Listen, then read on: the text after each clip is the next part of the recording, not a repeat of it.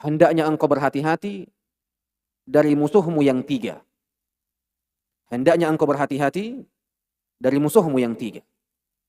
Musuh yang pertama adalah dirimu. Musuh yang pertama adalah dirimu.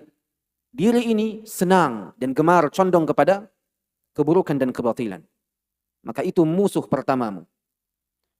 Musuh yang kedua adalah hawa nafsumu, yang perlu engkau ikat dengan syariat, yang perlu untuk engkau kontrol dengan dalil. Dan ini musuh yang kedua.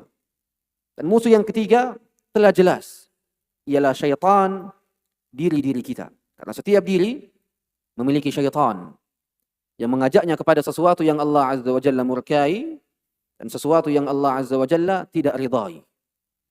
Maka ini tiga musuh bagi manusia. Berhati-hati pada dirinya yang gemar dan condong kepada keburukan. Allah Azza wa Jalla berfirman, "Innan nafsa ammaratun bisu."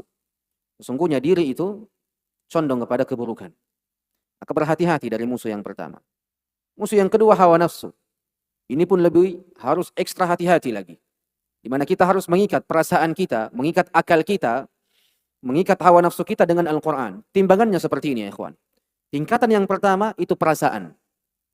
Tingkatan yang kedua itu akal.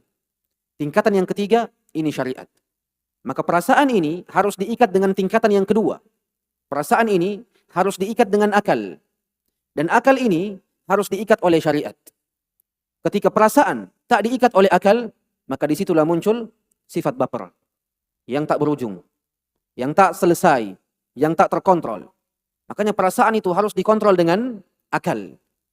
Ketika engkau tersinggung dengan ucapan seseorang, pikirkan. Ikat ketersinggunganmu ini dengan akalmu. Jikalau engkau membalasnya, apa yang akan terjadi di akhirnya? Perpecahan, permusuhan, dan selainnya. Maka perasaan ini harus diikat dan harus dikontrol dengan akal. Dan akal ini juga harus dikontrol, juga harus diikat.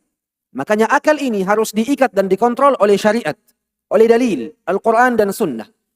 Karena ketika akal ini tak terkontrol, yang ada adalah penyimpangan-penyimpangan dari sisi keyakinan, pemahaman-pemahaman yang tak lurus, dan hal-hal buruk lainnya akan menimpa diri seseorang. Maka ini urutannya yang perlu untuk kita pahami.